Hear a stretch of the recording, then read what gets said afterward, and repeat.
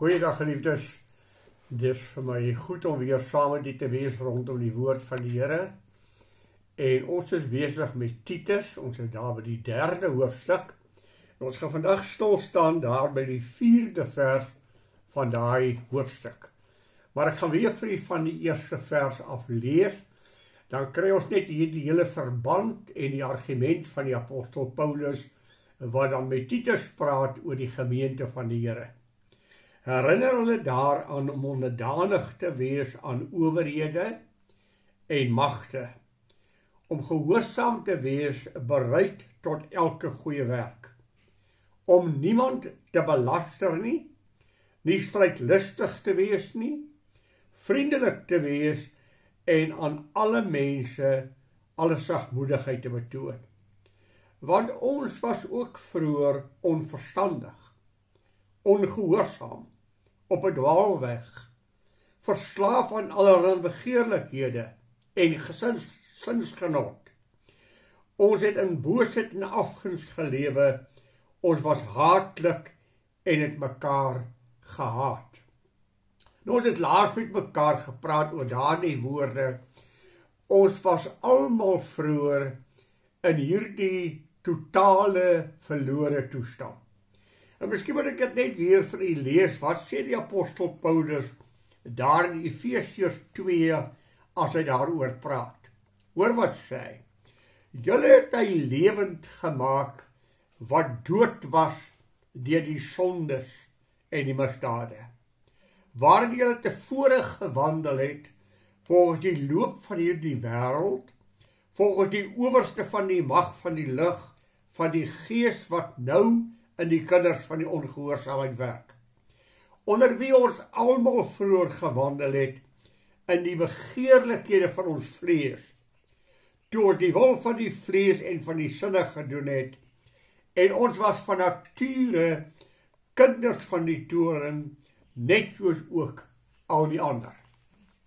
Met ander woorde, die apostel Paulus sê ons gaan met mense te maak hê, en ons gaan met mense skouers skuur, en ons is uit 'n situasie verlos waarin hulle miskien nog is, vasgevang is. Ons was almal vroeër sondaars en verlore. Die apostel Paulus het dit gesê in Romeine 3, daar is niemand regverdig nie, selfs nie een nie. Ons het almal gesondig en dit ontbreek ons aan die heerlikheid van God. Elke een van ons, al het jy hoe mooi groot geword, al het jy eties en korrek groot geword met die beste morele standaarde, dan was jy 'n verlore mens sonder God, sonder hoop op aarde. Dis wat Dawid bely. In sonde is ek ontvang en gebore, in ongeregtigheid het my moeder my in die wêreld gebring. Paulus stel ook in Romeine 5 vers 12, deur die sonde van die een mens Adam, het ons almal sondaars geword, en in die dood tot ons almal deurgedring, omdat ons almal gesondig het. Maar dan kom die apostel Paulus met daardie pragtige woorde.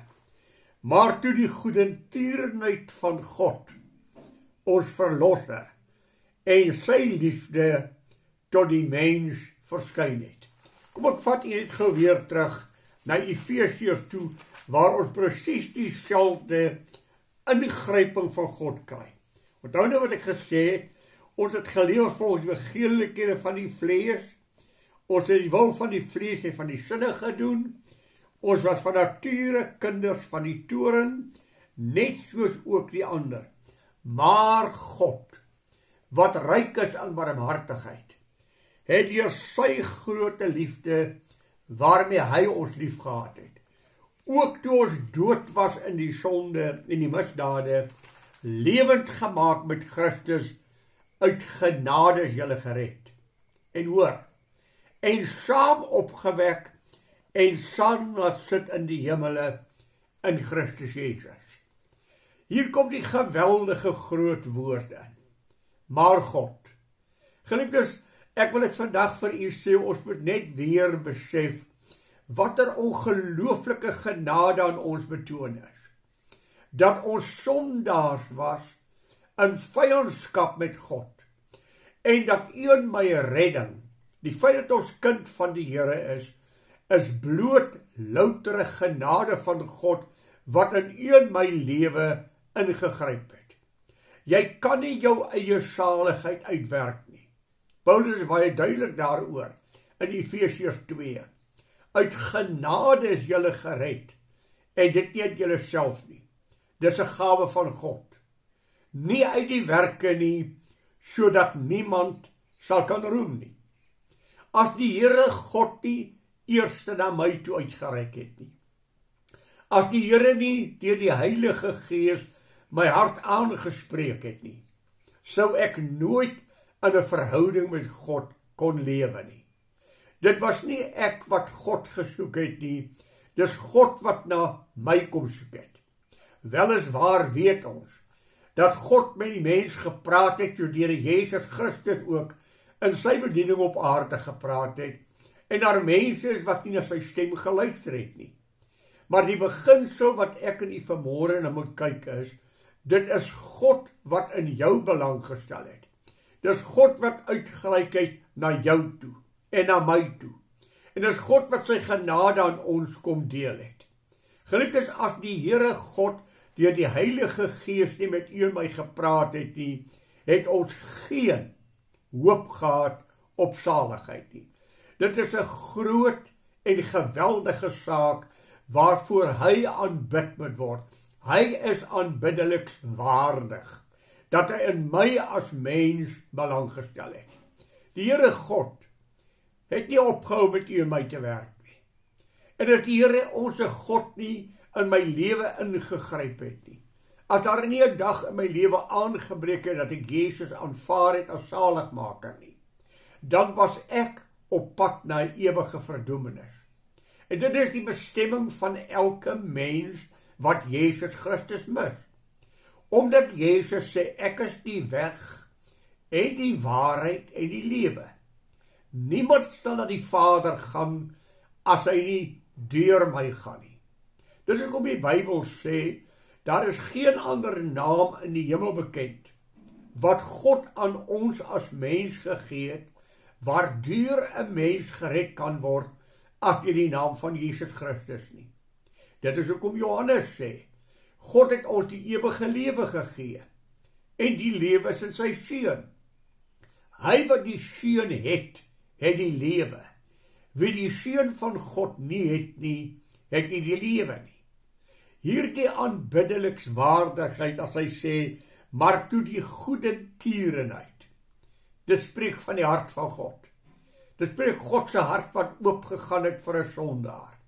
So lief het God die wêreld gehad, dat hy sy eniggebore Seun gegee het, sodat elkeen wat in hom sou glo, die ewige lewe kan hê, en nie verlore hoef te gaan nie. God het sy Seun in die wêreld gestuur, nie om die wêreld te veroordeel nie, maar dat die wêreld deur hom gered kan word. Hy wat in hom glo, word nie veroordeel nie. Hy wat nie glo nie, is alreeds veroordeel, omdat hy nie geglo het in die naam van die eniggebore Seun van God nie. Maar hierdie woordjie, goedertierenheid, spel vir my die hart van God, wat net goed teenoor 'n mens bedoel het, wat net goed aan 'n mens gedoen het, wat elke dag in jou lewe aan jou net goed doen. Daar het 'n dag gekom, dat sy stem tot my en tot jou geroep het. En genadiglik, deur die inwerking van die Heilige Gees, het God ons harte verander. En het ons maar net die geskenk wat God vir ons aangebied het, Jesus Christus, in die geloof aanvaar. Ag, dit is vir my so pynlik, as ek dit in die Bybel lees, en die Here Jesus Christus, daar in Matteus, die 23ste hoofstuk, vers 37 sê, Jerusalem, Jerusalem, hoe dikwels wou ek jou bymekaar maak soos henarkuikens, jou onder my vlerke neem, jou beskerm, maar julle wou nie. As hy daar in Johannes 5 vers 40 sê, en julle wou nie na my toe kom, om die ewige lewe te ontvang nie. Ons het daar in die 11de vers het gelees, want die reddende genade van God het aan alle mense verskyn. Geliefdes, dis die wil van God dat mense gered sal word. Kom ek lees dit vir u in 2 Petrus 3 vers 9. Die Here vertraag nie die beloftes, soos sommige dit vertraging ag nie. Maar hy is lankmoedig oor ons en wil nie hê dat sommige moet vergaan nie, maar dat almal tot bekering moet kom. Die Here onse God het sy beste gegee. En ag, ek kan nou maar weer vir u lees, u ken dit so goed, maar kom ek lees dit net weer vir u. Geliefdes, die prys wat die Here Jesus Christus betaal het om vir u en my te red. En ek gaan vir u net terme gee. Ek gaan nie met die gedeelte deel nie, ek gaan net vir u terme gee. Hy was verag en deur die mense verlaat. 'n man van smarte en bekend met krankheid. Hy was geplaag, deur God geslaan en verdruk. Hy is ter wille van ons oortredinge deurboor. Ter wille van ons ongeregtighede is hy verbrysel. Hy is mishandel. Hy is verdruk. Hy was geplaag. En die grootste van alles, dat God behaag om hom te verbrysel. As siele gered sal word, waarvan ek en jy een is. Ja, die 52ste hoofstuk vers 14, het ek al so baie ook vir u gesê, soos hulle oor hom verstom het. So misvorm was sy voorkoms. Geen mens meer nie, en sy gestalte was nie meer soos die van 'n mensekind nie. Dit is die pad wat hy geloop het. Die goedertierenheid van God, ons verlosser. En as jy oor verlossing praat, en hy gebruik die terme God hier, dan natuurlik al drie persone van die Godheid in gedagte. Hy praat van God in sy drie-eenheid. God die Vader het gegee, God die Seun het gesterwe, God die Heilige Gees kom maak dit in ons harte wakker. Daarom as oor verlossing praat, is die totale Godheid betrokke by jou en my. En dit is van een van die geweldigste dinge, om daaroor te dink dat hierdie allerhoogste God in my as mens belang gestel het. Dat hy bereid was om in my plek te gaan sterwe en my sonde op hom te neem. Dit wat so pas vir u gelees het. Enkele terme van wat neergeskryf is. Wie het dit neergeskryf? God het dit neergeskryf in homself. God het vir die profete gesê om dit te skrywe. En as ek weer eens praat van God, dan praat ek van God drie-eenheid. Die Here Jesus Christus het sy eie straf bepaal. Wat hy sou regverdige oordeel moes ondergaan, hy moet in my plek gaan staan, as iemand wat onder die toorn van God is, as iemand wat onder die woede van God is, want God haat sonde. Hy gaan staan in my plek en sê, Vader, ek sal sy straf neem. Ek sal in sy plek sterf. Daarom as jy kyk na die pad wat die Here Jesus Christus geloop het, weet jy, dit is die pad wat jy eintlik moes loop. Dit was die pad wat vir jou bestem was, maar hy het dit geloop. En daar aan die kruis bereik dit die hoogtepunt as hy sê, my God, waarom het u my verlaat? Omdat hy in die plek van 'n sondaar staan. Hierdie profesie in die Bybel moes bewaarheid word. En dit is my so mooi as ek die skrifte lees, en ek weet dat voor die grondlegging van die wêreld, het God reeds my naam in gedagte gehad.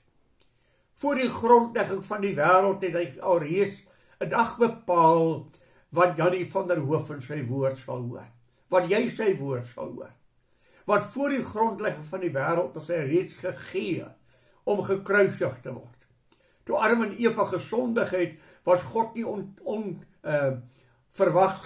vastgevang nie. Het nie met hande in die hare gesit nie.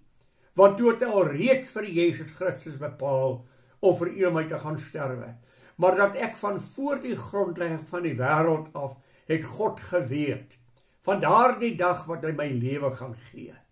Daarom die goedertierenheid van God, ons verlosser, wat na ons toe gekom het, en vir ons saligheid gebring het. Ag, ek wil met u 'n paar skrifgedeeltes net deel in die lig daarvan. In die lig van ons verlossing.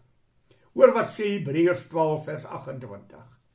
Aangesien ons so 'n koninkryk deelagtig geword het, laat ons dankbaar wees en so God met vrees en eerbied dien.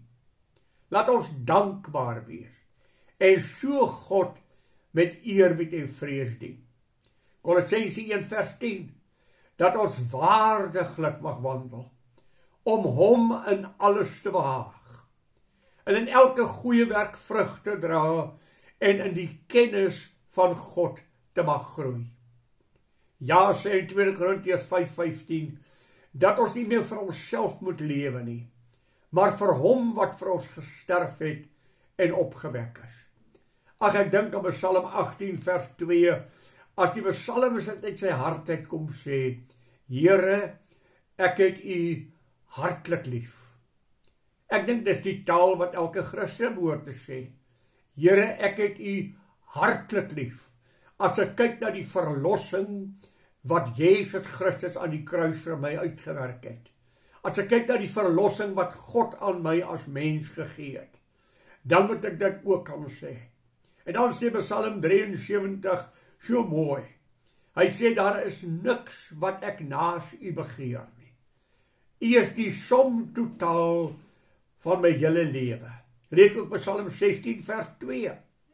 En dan daai refrein van Psalm 136. Want sy goedheid tierenheid is tot in ewigheid. As ek reg is, in die 70 keer wat dit gesê word. Want sy goedheid tierenheid is tot in ewigheid. Wat 'n genade het ek in u ontvang. Wat verdien hy?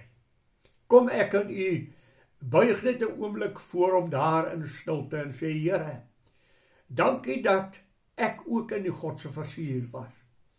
Dankie dat daar 'n dag was wat u in my lewe ingegryp het.